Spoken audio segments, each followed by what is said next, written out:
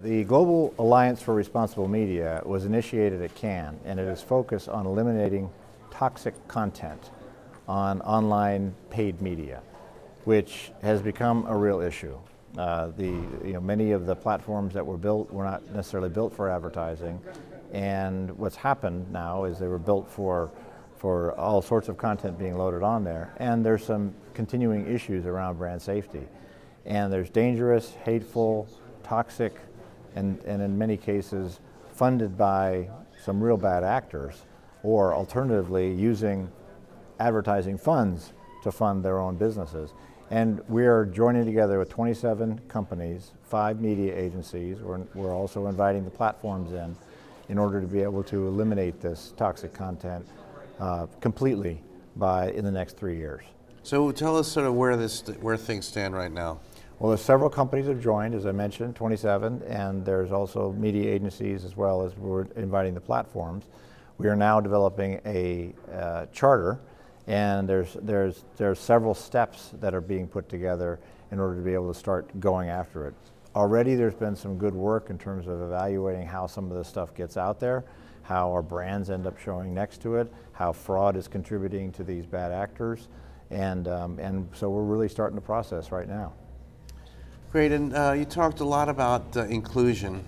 Very passionate, big call to action. Seems like you've been doing it for a while. I don't know if there's a degree of frustration or hope or what your thoughts are. I know you've been sort of a champion. Yeah. You shared some numbers about diversity in the CMO ranks. It's not great. What does the industry need to do now? Yeah, well, the reason why we're here today is the ANA CMO Growth Council, which is focused on driving growth.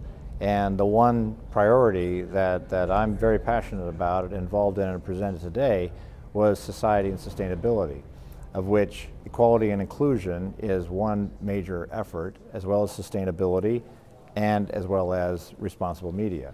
But in equality and inclusion, what we're focusing on is 100% accurate portrayal of all humans by Cannes 2020, eliminating bias in advertising and media by Cannes 2022.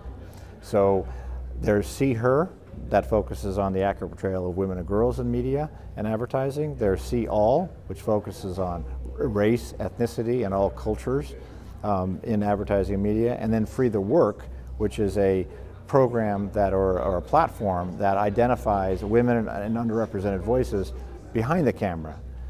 There's good progress. So many people have joined these efforts, and we're starting to move forward in order to be able to get rid of the bias that exists.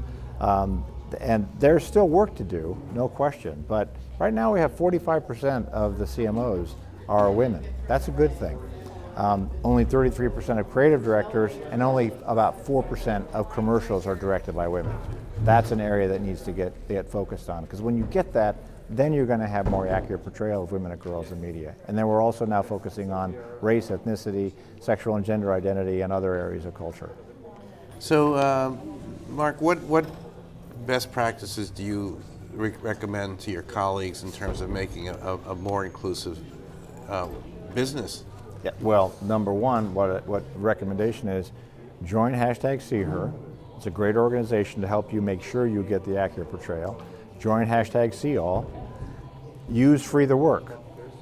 These are services that are available to all CMOs in our organization, and it's really advanced a lot in our organization, because what we've been able to find is people now have access to best practices, they have access to resources, and just shining the light on the importance of this has elevated our game when it comes to having and eliminating bias in our advertising.